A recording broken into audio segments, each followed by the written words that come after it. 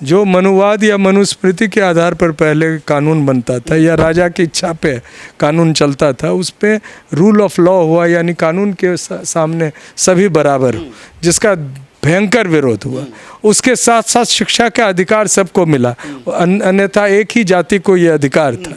और इसके साथ साथ एक भारत, आधुनिक भारत बनने की दिशा में कदम रखा। और आज़ादी के बाद बाबा साहब भीमराव अम्बेडकर जैसे नेता या जवाहरलाल नेहरू भी हुए, और भी जो उस समय जो वो पूरे स्वतंत्रता आंदोलन के आग को झेलते हुए पक कर बाहर निकले थे, तप कर बाहर निकले थे, वो सभी आधुनिक भारत जिसमें सभी लोगों को समान अधिकार हो और एक खुशहाल भारत हो, किसी के इशारे पर और किसी के रहमों पर नहीं चले, वो बनाने की कोशिश की गई, जिसको आज भारतीय जनता पार्टी और उनकी जो शाखा है संघ आरएसएस, और जो उनके जो अभी टूल्स हैं, जो चुनाव आयोग और गोदी मीडिया, इसके माध्यम से इसको चकनाचूर किया जा रहा है।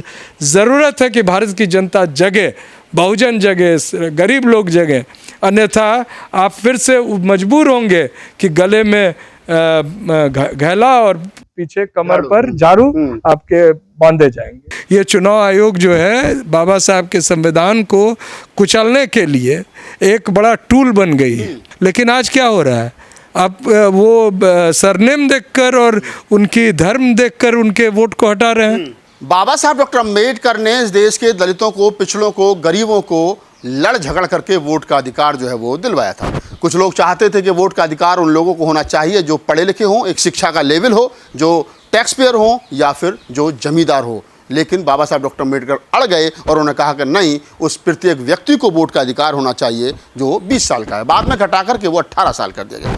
क्या कारण है कि बिहार में लोगों से वोट का अधिकार छीना जा रहा है? संविधान लागू है या मनुस्मृति लागू करने की कोशिश की जा रही है? बाबा साहब के सपनों के भारत को कुचलने की कोशिश की जा रही है। और आज इसी मुद्दे पर मैं बात करूंगा। मेरे साथ बिहार की सरजमीन से आने वाले प्रोफेसर सूरज मंडल हैं। आपके दादा राजनीति में सक्रिय थे, बिहार के मुख्यमंत्री भी रहे हैं और वर्तमान में मंडल साहब दिल्ली यूनिवर्सिटी में प्रोफेसर हैं। आपका वोट बिहार में है या दिल्ली में? नहीं, बिहार में है। और मैं पता लगाया हूँ संजोग से, मेरा वोट तो अभी है ड्राफ्ट लिस्ट में, लेकिन उसमें एक आ रहा है कि आप BLO से मिलिए। अब क्यों मिलिए ये नहीं आ रहा है। तो मतलब आपका वोट भी जो है वो कहीं ना कहीं निशाने पर है कि सूरज मंडल वोट डाल पाएंगे विधानसभा चुनाव में या नहीं? बिल्कुल। और इसके साथ मैं बता दूं कि इसके पहले मेरी बेटी जो एलिजिबल थी और वोटर बन चुकी थी, उनका वोट हटाया गया था और चुनाव के बाद फिर जोड़ दिया गया था। तो ऐसी घटनाएं हो रही हैं। लेकिन इस बार ये साजिशन बड़े पैमाने पर हो रही है। 65 लाख लोगों के नाम काटे गए हैं और इस 65 लाख में ऐसा बताया गया है कि 22 लाख ऐसे लोग हैं जो मृत हैं और अन्यथा कई लाख ऐसे हैं जो 35 लाख लोग ऐसे हैं जो नहीं पते पर नहीं मिले। हाँ। अब इसमें गौर करने वाली क्या बात है राहुल जी? सबसे बड़ी बात है कि जो भी लोगों के नाम आ रहे हैं उनको आप जांच ही नहीं सकते एक साथ, क्योंकि हर एक नाम को जांचने का तरीका है कि आपको एपिक नंबर डाल के करना पड़ेगा और इस नंबर पे डालने पर आपको अपना मिलेगा। यानी कि मुझे जब तक पूरे समुदाय का और जिन लोगों का नाम वो डिक्लेयर कर रहे हैं मृत, उन सभी का नहीं मिल जाएगा तो ये जांच करना बड़ी मुश्किल है। तो इसको एक ब्यूरोक्रेटिक तरीके से वोट को छीनने के लिए कई परतों की साजिश बिहार में चल रही है, जो कि आप लोगों के माध्यम से लोगों को पता भी चल रहा है और इसको उजागर भी किया जा रहा है। आप कह रहे हैं कि पता भी चल रहा है, उजागर भी चला। जिन लोगों ने, जिन वोटर्स ने, बिहार के वोटर्स ने माननीय प्रधानमंत्री जी को देश का तीसरी बार प्रधानमंत्री चुन दिया बम्पर वोटों से, चिराग पासवान को बटे में बटे दे दिए, जीतन राम मांझी को जिता दिया, बीजेपी नीतीश कुमार गठबंधन को पूरा वोट दे दिया, अब वही 65 लाख वोटर जो है वो इनवैलिड हो गए विधानसभा चुनाव में। तो ये साजिश की गंध नजर नहीं आ रही आपको? हम तो यही प्रश्न कर रहे हैं जिसको जवाब देना चाहिए चुनाव आयोग इस देश का। वो लगातार ट्विटर खेल रही है, वो अपने स्टेटमेंट जारी करती है। और आप ध्यान देंगे, इतनी बड़ी समस्या लोगों के सामने है, इतना बड़ा प्रश्न है, चुनाव आयोग की जो अहमियत है और उनका जो क्रेडिबिलिटी है वो शंका में है और लोगों का विश्वास डगमगा गया है। एक बार भी ना इनके जो गुरु वो कभी एक प्रेस कॉन्फ्रेंस किए और अभी जो चेला बने हैं चुनाव आयोग के कमिश्नर, वो एक प्रेस कॉन्फ्रेंस भी नहीं कर पाए हैं। तो आप समझिए लोगों को पता कैसे चलेगा? आप क्वेश्चन कैसे पूछेंगे? आप हमसे पूछ रहे हैं, मुझे जो जानकारी है मैं दे भी रहा हूँ और आपके सामने स्क्रूटनी पे खड़ा हूँ कि अगर मुझ पर कोई आरोप लगाएं तो मैं उसका जवाब दूं और लोगों के प्रश्न को सही ढंग से आपके सामने रखूं। लेकिन चुनाव आयोग तो सुनने के मूड में है नहीं। वो प्रेस कॉन्फ्रेंस ही नहीं कर रही है। सुनना तो दूर, उनकी साजिशें चलती है।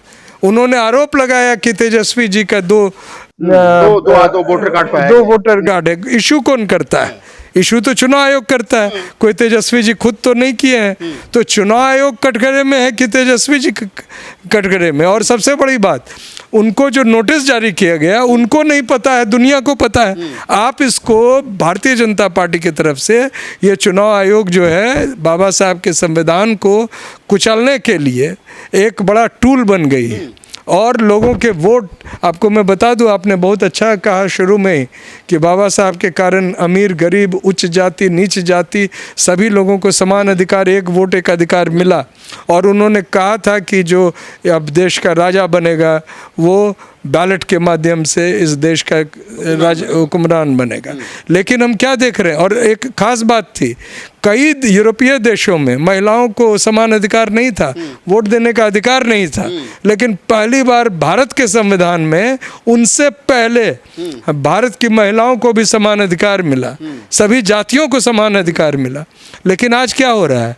आप वो सरनेम देखकर और उनकी धर्म देखकर उनके वोट को हटा रहे हैं। बीजेपी कहीं ना कहीं, बीजेपी बड़ा आरोप ये भी लग रहा है कि वो कहीं ना कहीं पासवान हैं, दुसाध है, मांझी है, SC ST OBC के। और ये भी बात है सर, आपको ज़्यादा बेहतर पता है कि बिहार से सबसे ज़्यादा पलायन होता है भारत में, क्योंकि रोजी रोटी का सवाल होता है। कुछ लोग दिल्ली जाते हैं, पंजाब जाते हैं, देश के भिन्न भिन्न इलाकों में जाते हैं, उस साल में एक बार दो बार अपने घर भी जाते हैं, त्योहारों पर जाते हैं। तो ये कह देना कि लोग पते पर नहीं मिले, तो भाई जब बिहार में रोजगार के लिए लोग बाहर जाएंगे तो पते पर मिलेंगे कैसे? इस साजिश की शुरुआत हो चुकी थी जून 25 को। यानी कि आप जान लें कि जनवरी 2025 में समरी रिवीजन हो चुका था वोटर लिस्ट का।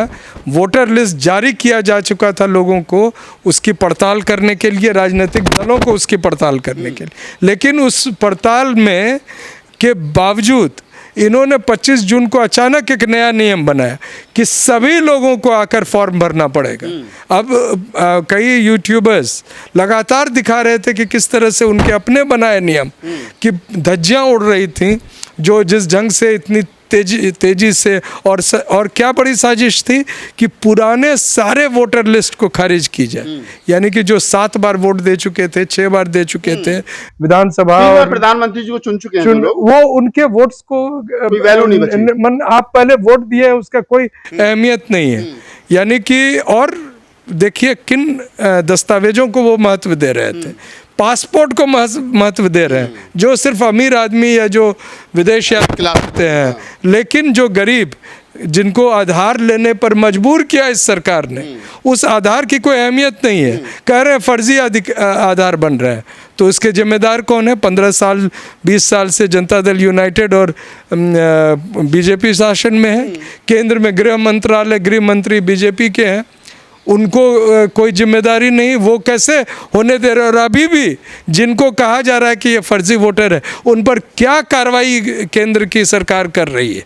उनको पकड़ के आप भेजिए, बाहर भेजिए, लेकिन वो उपस्थित ही नहीं है। लग रहा है कि बाबा साहब डॉक्टर अम्बेडकर हों, उस समय पर गांधी हों, पटेल हों, नेहरू हों, जो उनका सपना था एक मॉडर्न इंडिया बनाने का, हम एक अच्छा भारत बनाएंगे जिसमें सब संपन्न के साथ रहेंगे, खुशहाली के साथ रहेंगे, सब पढ़ेंगे, सब बढ़ेंगे, वो जो सपना था उसको कहीं ना कहीं छीना जा रहा है, कुचला जा रहा है।